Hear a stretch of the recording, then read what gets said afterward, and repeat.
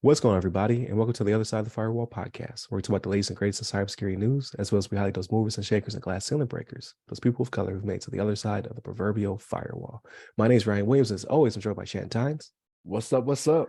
What's going on? This should be Tuesday's episode if you're tuning in, so definitely go back and listen to Monday's episode, where we discussed how literally a USB drive blew up in somebody's face, and just the ramifications and kind of how that happened and what you should do to avoid it, which is common sense. So you don't have to listen to know how to avoid it, but you should listen to let's talk about it. So definitely tune in for that. And then Wednesday we'll have a discussion, and then Fridays we talk about everything else non-cybersecurity related, so movies, books, TV shows, games, all that stuff. So definitely tune in for that as well. Without further ado, I'll give it to Shannon. All right, everybody. So this article comes from therecord.com, and it is written by Martin Matishak, and it's titled "U.S. Military Needs Seventh Branch Just for Cyber, Current and Former Leaders Say." So this was the Military Cyber Professionals Legislative Affairs Office that actually put a memo out for Chairman Reed and Rogers, right, which are ranking members Wicker and Smith as well. So what they want to do is they want to establish the United States Cyber Force. So we just had the Space Force established back in 2019, and they're saying, okay, what we need is a force dedicated solely to cyber and not rely on each one of these different branches to have their own ways of dealing with it, right? They think that's inefficient, right? Now, mind you, there's no rush for this. They're not saying, hey, we need to do this within the next year, 2 years, or whatever. They do want to take the time to figure out how it needs to be implemented to make sure it's done correctly, right? And all in all, to be honest with you, like, this sounds good, right?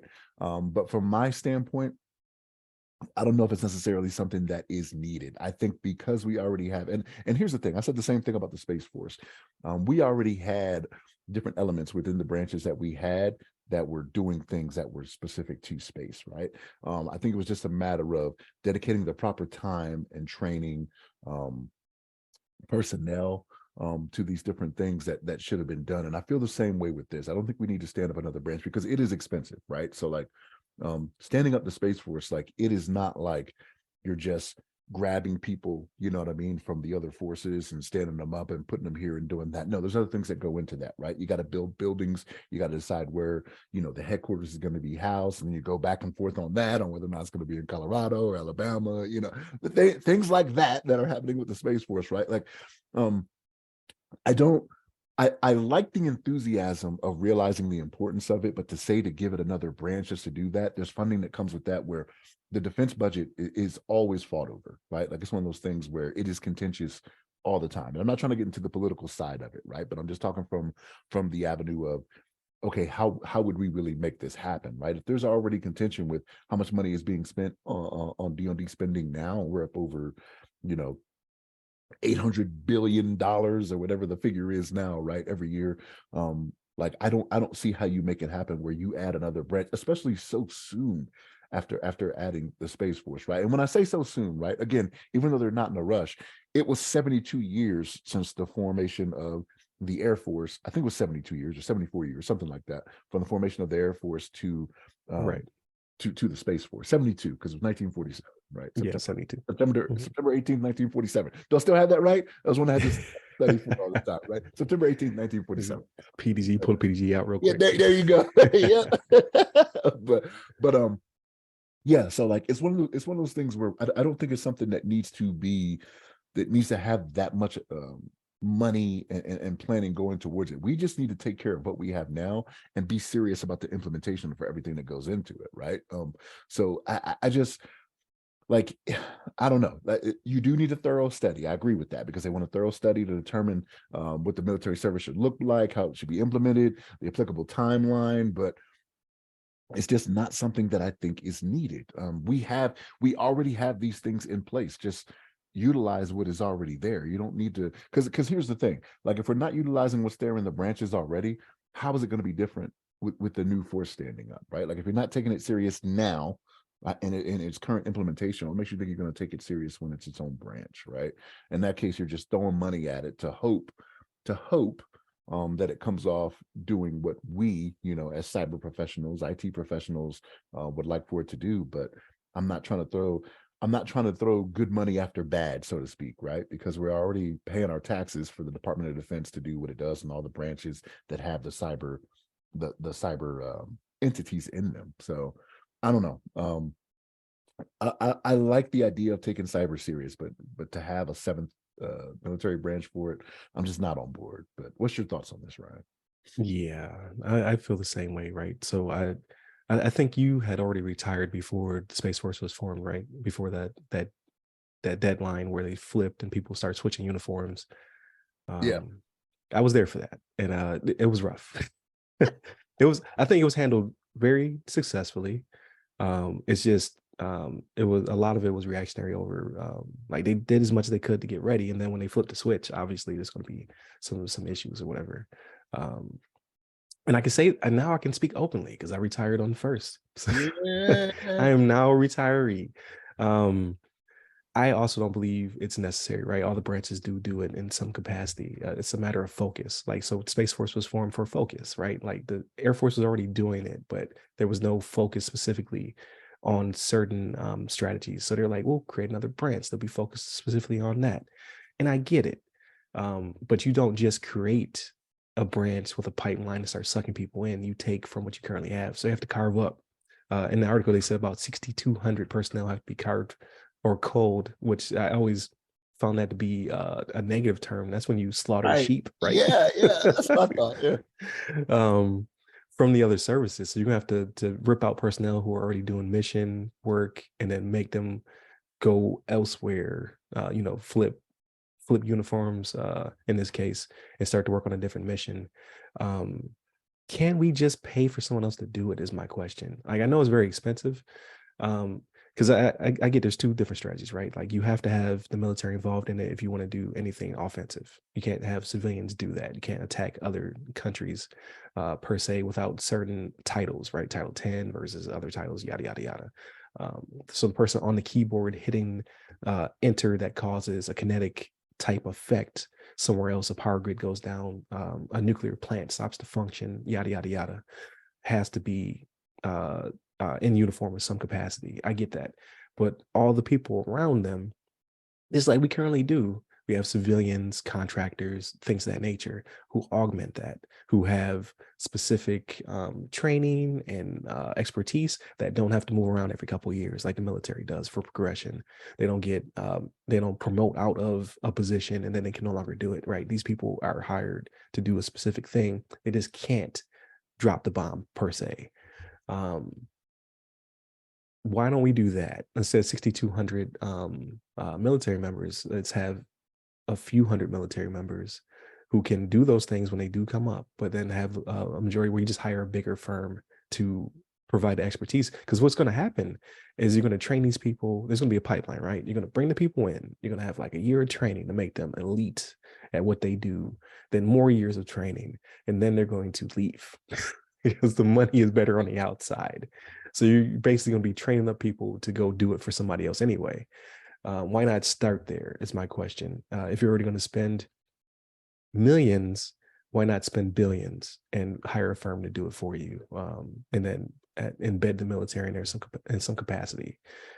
Get a big, Northrop or a Booz Allen or someone to kind of do this for you, who will have it's going to charge you double what they're paying the person, right? So like if you think a professional who can do whatever you want them to do in this capacity for cyber, it costs you, let's say, 200,000. They're gonna charge you 400,000 for this person because they have overhead. They got to pay out healthcare and things of that nature. They have to make a certain profit, yada yada yada. But I think that would be it can be done quickly because you're going to bid for contracts. They're going to hurry up and try to win those contracts, and it can be done. They can be sustained because you won't have a pipeline of military members. I keep want to say blue suiters because I'm Air Force, but whatever color cyber is going to be, purple suiters, who are going to go in and out really quickly. Like after I get that couple years of elite hacking training, I got that cyber professional, I'm going to go work for somebody else, potentially. You bring that up, but here's the thing, right? So I have seen these numbers before. Now, how legit they are, I don't know, right? But like, um, when you're talking about bringing somebody else in, like military, the Department of Defense has determined that is cheaper than having a military member do that, right? So like when the way that they do the maths on this, right, is yes, they are going to pay out, a person that has a more of a skill set than what the military member may have, right? But people are the most expensive asset that the military deals with, right? So like when it comes to your healthcare, your housing, the different benefits you're getting paid, right? Like if you decide to retire, they're paying you for breathing until you die, you know what I mean? Things like that. They run the math on this and said that Amen. it is yes, yeah, agreed, right? Right.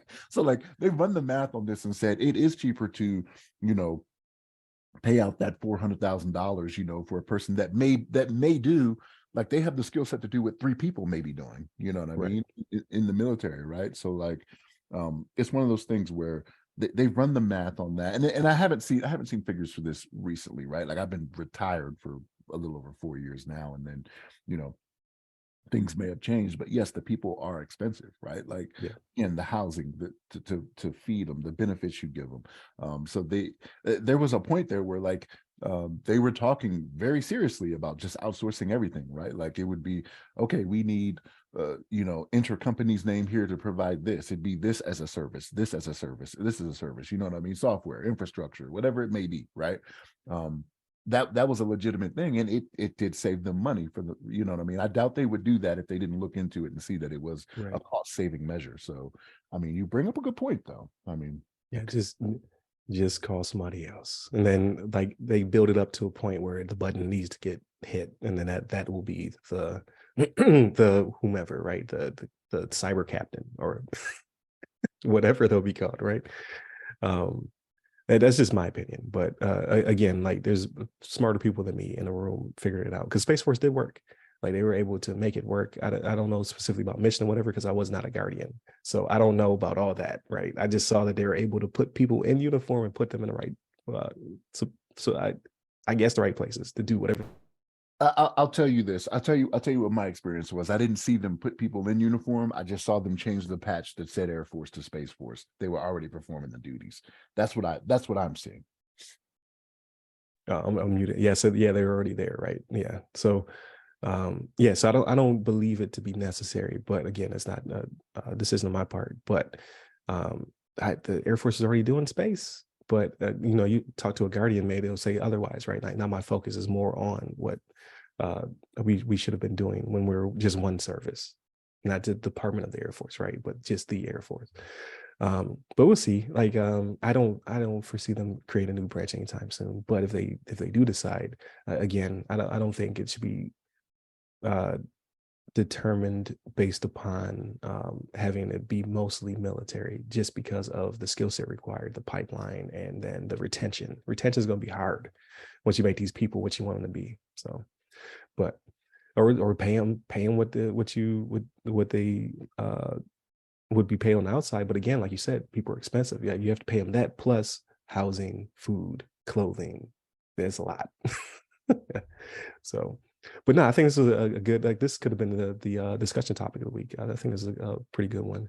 But definitely continue to tune in throughout the week. Again, Wednesday is our discussion, and then Friday we talk about everything else. Hit up the websites that go by our name. And then hit me up personally. I'm at RyRy Security Guy. That's RYRY Security Guy. I'm on LinkedIn, Twitter, and Clubhouse. Stay safe, stay secure.